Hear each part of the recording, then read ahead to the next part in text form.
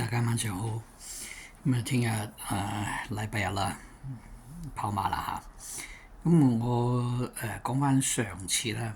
咁啊，上次就頭關過咗㗎嚇，而且頭關都好分嘅，因為成7倍幾。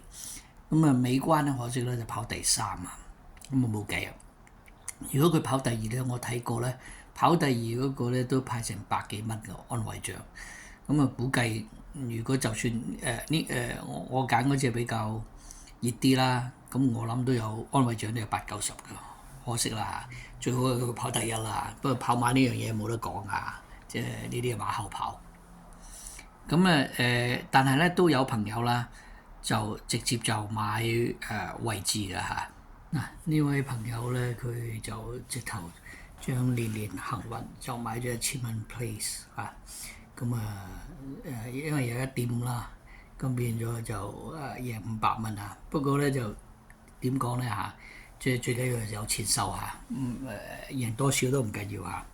咁不過呢條飛唔係我㗎嚇，我自己冇買啊，我冇買位置。咁講到聽晚啦，聽日啦，咁就我咧就揀咗第6號馬步。咁第7場咧我就揀咗潘頓嗰隻。原力寶啊！咁呢隻馬咧，我上次都有寫孖寶㗎嚇，可惜就收安慰獎。咁呢次咧我覺得就好大機會贏㗎啦嚇。加上咧蔡約翰咧，我哋又睇到佢係咁追㗎嚇。咁我覺得咧，佢好似冠軍練馬師咧，好似又想再挑戰下。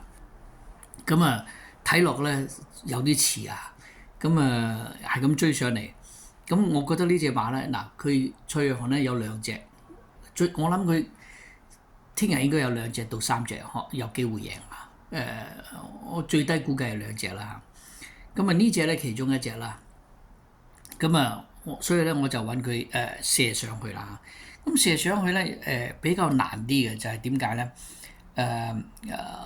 ？1800咁又唔係好高班啦嚇，咁驚咧就唔係咁易諗得到嚇。咁我而家目前睇落咧就係又係潘頓隻中國心就4倍啦而家。咁如果佢贏咁潘頓打潘頓咁更加呢口馬寶唔係幾好分啊。咁我覺得佢唔係贏晒嘅，所以咧我要搏。咁首先我都要擺佢啦，因為走唔甩㗎嚇。咁跟住咧咁第2隻咧我就揀咗2號嘅勁進良區啊，就奧爾文啊。咁佢就比較難啲啊，有成14倍。如果中國山跑第2咧，咁佢跑第1咧，呢口馬步都好分㗎嚇。咁2號啦、5號啦，跟住咧就6號啦，隻包裝旋風，咁佢都有成8.1㗎嚇，都幾好分㗎嚇。咁另外一個最後一隻咧就10號啦，隻風火幸運。咁咧呢隻馬咧就係幾忍安騎啊。咁佢都好似幾搏命嘅，咁所以咧我都覺得都有好大機會啦。因為對上嗰次咧就係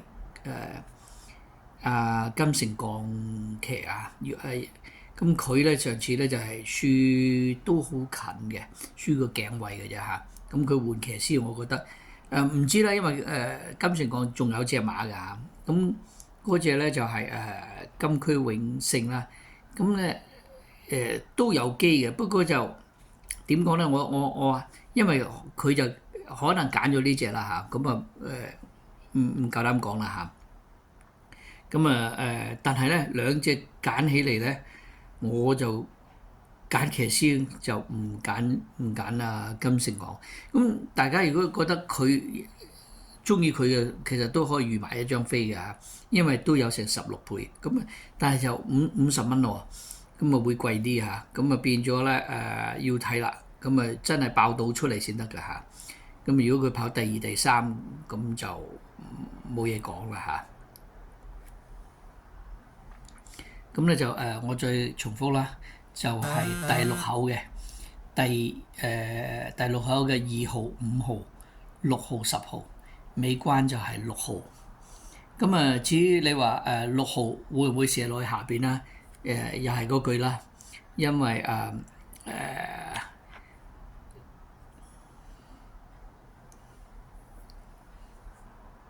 第8場咧就係小鳥天堂大熱啦。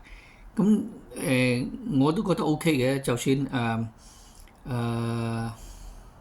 咁，但係咧我可能都會買，但係會買細啦，因為射落去下邊要第7場嗰隻原力寶一定要贏咁先得，否則嘅話咧就成本會貴好多。同埋中咧就因為你輸咗一頭關，咁你尾關就冇得玩啦。咁但係第6場如果捉到嗰隻係 win 嘅，咁下邊就算跑第2啊，你都收翻10蚊8蚊啊嚇。OK，咁希望呢次可以中啦嚇，祝大家好運，拜拜。